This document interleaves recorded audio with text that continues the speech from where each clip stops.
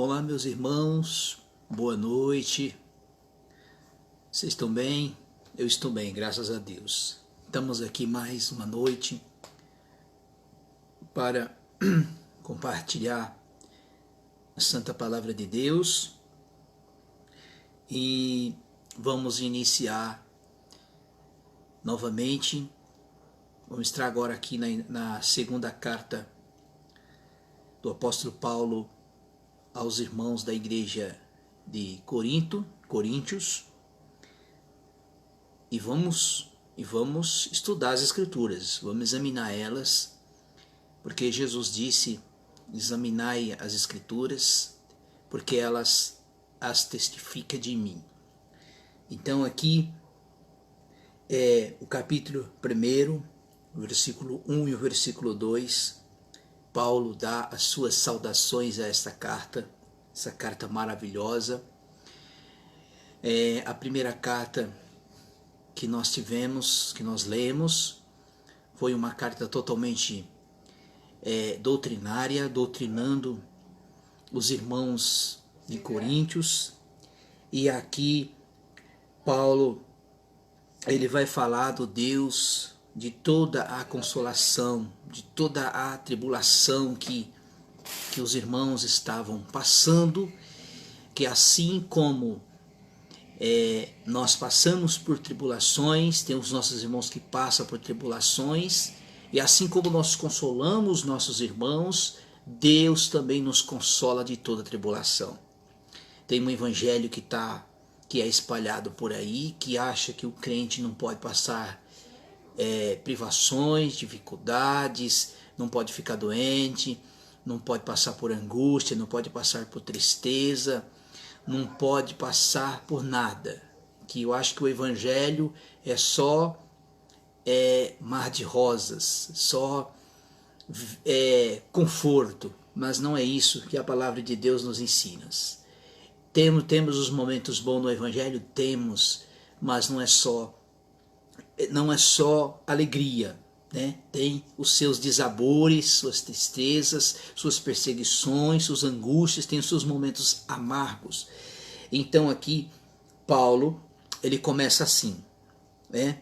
Do capítulo 1 da segunda carta ao apóstolo Paulo, né? Provavelmente essa carta aqui ela foi escrita um ano após a primeira carta. Os teólogos, os biblistas, né, eles dizem que teve uma terceira carta, mas essa carta ela se perdeu durante o tempo. Mas vamos nos contentar aquilo que Deus nos deixou da sua palavra para nós. Então Paulo ele começa assim, diz assim a palavra de Deus: Paulo, apóstolo de Jesus Cristo, pela vontade de Deus, eu ao irmão Timóteo. Quem que era Timóteo? Esse irmão Timóteo foi um irmão que Paulo levou com ele em algumas vezes das suas missões missionárias, que está em Corinto com todos os santos que estão em toda a Acaia. Graça e a paz da parte de Deus, do nosso Senhor Jesus Cristo. E o interessante que quando Paulo ele sempre inicia a sua carta, a carta com uma saudação, né, e termina com saudações finais. E agora aqui o versículo 3 diz assim: bendito seja o Pai do nosso Senhor Jesus Cristo, e o Pai das misericórdias, e o Deus de toda consolação. Aí aqui Paulo agora vai entrar em questão das tribulações, né? As dificuldades que os irmãos estavam enfrentando na cidade de Coríntios, pelas perseguição de servir a Cristo, de pregar a Cristo, assim como Paulo viveu todas essas tribulações, porque nesta carta aqui ele vai nos mostrar, ele vai trazer uma, vamos dizer assim, uma trajetória das tribulações que ele viveu, né? E o versículo 4 diz assim, ó: e que nos consola com toda a nossa tribulação, para que também possamos consolar os que tiverem em alguma tribulação. Então Paulo disse, olha, que nos consola em toda a tribulação, para que possamos consolar aqueles que estão em tribulação, e com a consolação que nós mesmos somos consolados por Deus.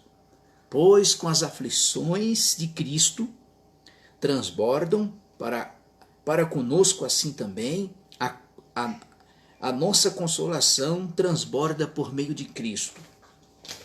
Nós somos atribulados para a nossa consolação e a salvação, se somos consolados para a consolação, e qual opera suportando com paciência as mesmas aflições que também padecemos. Então, Paulo, ele traz esse conforto para os irmãos, para eles ter, vamos dizer assim, ter paciência nos momentos das aflições e das tribulações. E agora aqui o apóstolo Paulo, ele primeiramente ele fala das tribulações que estamos vivendo, que os irmãos de Corinto estavam vivendo, para ter consolo no momento das tribulações, aonde todo cristão ou o mundo passa, que ele fala do Deus da consolação.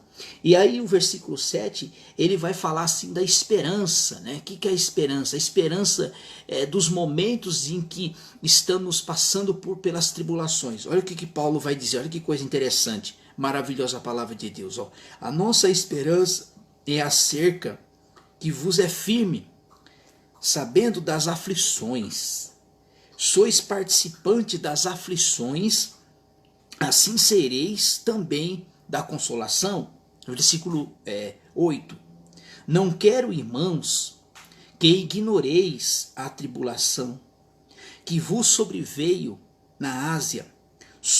Fomos sobremaneira agravados, mais do que poderíamos suportar, de tal modo que até a vida desesperamos. Não, o que Paulo estava dizendo aqui? Foi os momentos que Paulo passou, provavelmente foi na cidade de Éfeso, que ele passou umas tribulações muito grandes, aonde foi um lugar muito difícil de se pregar o evangelho, uma cidade totalmente entrega aos deuses desconhecidos. Então Paulo estava recebendo essas perseguições por causa de anunciar o evangelho. E aí ele vai dizendo assim que não queremos, irmãos, que ignoreis a tribulação que nos sobreveio na Ásia. Aí a parte final ele diz, olha, podemos suportar tal modo que da vida separamos. Versículo 9, de fato que já e nós mesmo tenhamos a sentença da morte, para que não confiemos em nós, mas Deus ressuscita os mortos. Então, olha que coisa interessante, né? Paulo estava passando por esses momentos de tribulações, ameaças de morte, e mesmo assim Paulo está dizendo que ele já estava sentenciado à morte. Quer dizer, Paulo tinha uma certeza que se ele morresse por causa do santo evangelho, por causa de Cristo, ele já estava assegurado pela questão da ressurreição. Se nós vemos o capítulo de 1 Coríntios capítulo 15, Paulo, ele dava essa certeza, que a certeza da ressurreição dos mortos, da glorificação do corpo, porque essa era a esperança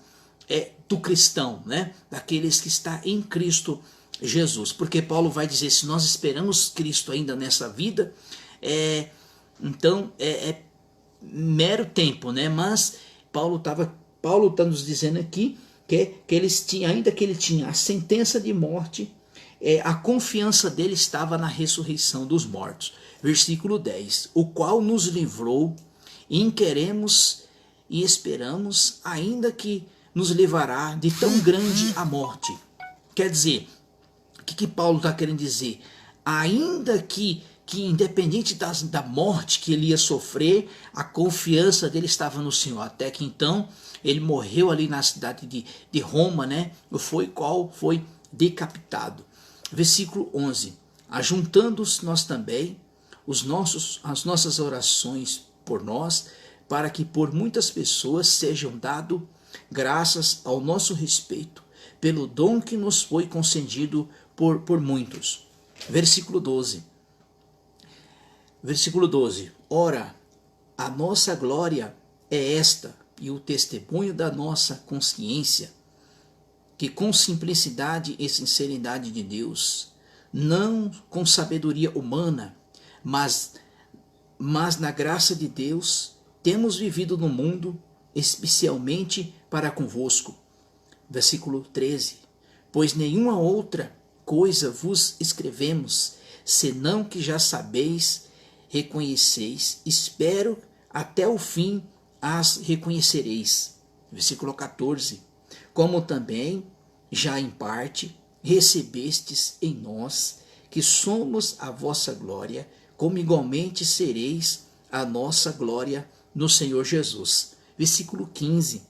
Com essa confiança, quis primeiro ir ter convosco, para que tivesse um duplo benefício. Pensava ir visitá-lo em minha viagem à Macedônia, e reencontrando lá, e outra vez convosco, seguia por vos a Judéia. Versículo 17. Ora, planejando isso, usei leviandade, será o que é planejo e faço, a forma mundana que há em mim, sim ou não. Antes, como Deus é fiel, a nossa palavra conosco não é sim, sim e não. Pois o Filho de Deus, Jesus Cristo, que entre vós foi pregado por nós, isto para mim, Silvano e Timóteo, não foi assim, mas nele houve assim. Versículo 20. Pois quantas promessas há de Deus, tantas tem em Cristo, ó sim, por ele, amém, para a glória de Deus o nosso intermédio. Aquele, porém, que nos ungiu, conforme a vós é convosco em Cristo. Versículo 22. Este versículo aqui é a garantia que o crente, o cristão, o salvo, quando ele recebe a salvação na pessoa bendita de Jesus, ele recebe algo de garantia. Que garantia é isso? É o selo e o penhor do Espírito Santo. Então, Paulo vai dizer assim no versículo 22, e qual também nos selou com o penhor. O que é o penhor, amados irmãos? O que é o penhor? Existe um banco que faz em questão de penhor, que hoje é a Caixa Econômica. Você tem algo de valor, e aquele algo de valor que você tem não pode conseguir substituir, pagar aquilo que você deve. E você vai, empenhora este produto que você tem e pega o empréstimo. Quer dizer, você deixa como garantia aquilo que você tem. Por exemplo, você tem uma casa e deixa o seu bem empenhorado e pega o empréstimo. Foi isso que o Senhor Jesus disse. Já está lá em João capítulo 14. Eu vou para o Pai, e quando eu for, enviarei o Espírito Santo, quer dizer, o Paracletos. Então, quando o crente recebe Jesus como seu Salvador, quando ele ouve o Evangelho, ele recebe esse penhor, que é o Espírito Santo em vosso coração. Só que ele vai falar do selo. O selo é uma garantia. Um exemplo, você vai mandar uma carta, você tem que colocar o remetente, né, o destinatário, né, da onde que a sua carta está saindo e para onde ela vai, que é o seu remetente e o destinatário. E ali você vai lá no correio, sela aquela carta ela tem um endereço certo. pois assim é todo aqueles que recebem Cristo Jesus como seu Salvador. Ele recebe o penhor e o selo da garantia, pois ele vai dizer, e também nos selou e nos deu o penhor do Espírito no nosso coração. Invocando, porém, a Deus por testemunho sobre a minha alma, que é para vós poupar, que não fui até agora a Corinto, que não tenha domínio sobre a vossa fé, mas somos cooperadores, vossa alegria, porque é pela fé que estáis firmados. Então, essa aqui, meus irmãos, essa é a palavra nesta noite, tá bom? Deus abençoe.